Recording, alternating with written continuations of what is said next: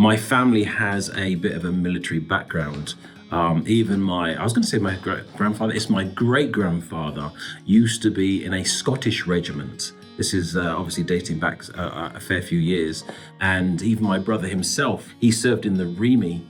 And even further afield, I've got cousins that served in the military services. And even right to this day, I've still got nephews that are in the military. So we have a very strong military background. And it was the ATC that took me on when I was 13 years old. And then when I came out of the Air Cadets, I actually ended up joining the Army, not the Air Force. And that's kind of where I kind of picked up the gauntlet. Now, during that period, I experienced difficulties seeing in the dark and difficulties at nighttime, which I didn't have during the day. And so this was where I realized something was not quite right. So after a period of time, my position in the troop became more difficult. In fact, many of the jobs that I was doing on a like duty drive or whatever became untenable. I couldn't do that anymore. But it got to a stage after 5 or 6 years that I realized the Army wasn't the right place for me, and then I left. And I worked as an insurance salesman, selling insurance to servicemen.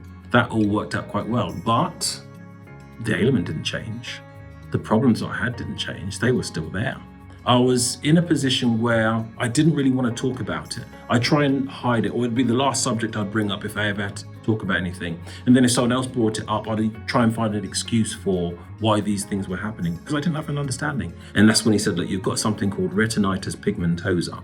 So so I was kind of driven into that. And then maybe having someone to sit down with you, like I had from the consultant that came to see me from Blind Veterans in 2006, and kind of say, hey, look, we've got other people with the same condition as you. They're going through something similar. You know, some of them in your case, or some of them actually many times worse.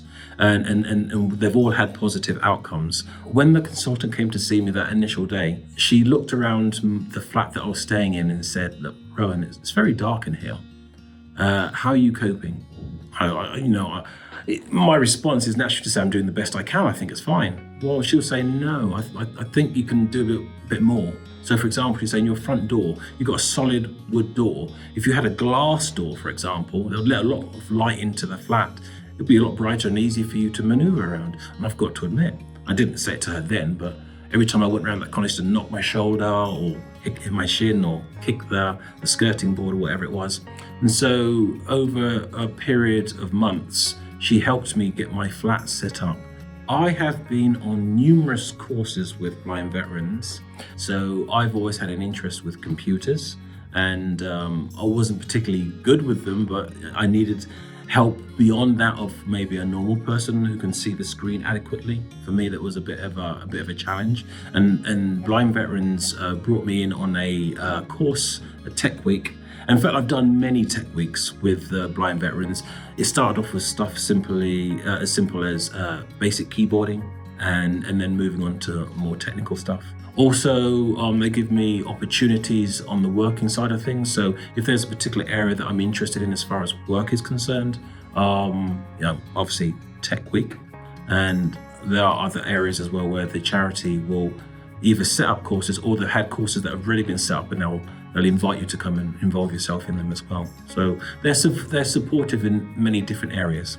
In fact, it goes beyond support, because Blind Veterans brought the opportunity to me. So yes, they gave me the support, but you need to know about these things, and they brought these opportunities to us. I remember how I was before I was visited and how I am today. And I'm a lot more confident. I move a lot more freely. I see things that I want to do, whereas before I used to lock myself up in my flat behind the dark oak door, and I was quite happy to stay there. I thought, this is how my life is going to be. Since then, I've been all over the world. I've, for holidays, for events, activities. I've been involved in sporting activities. Obviously as well, with the help of the charity, I've also been involved with things on a daily basis here locally as well.